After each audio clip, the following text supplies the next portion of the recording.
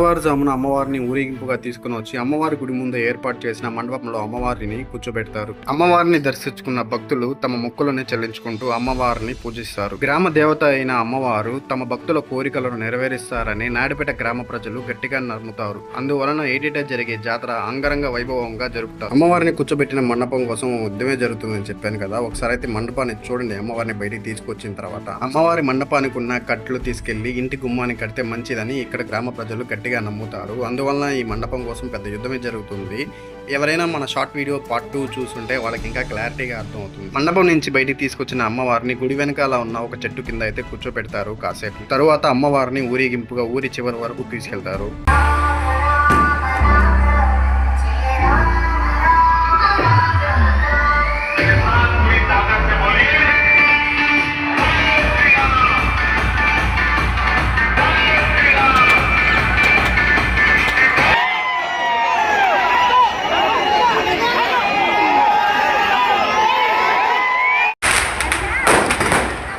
Next year జాతరలో మళ్ళీ కలుసుకుందాం. మా వీడియో మీకు నచ్చితే మా ఛానల్ సబ్స్క్రైబ్ చేయండి. ఇన్స్టాగ్రామ్లో మా పేజ్ని ఫాలో అవ్వండి. Thank you.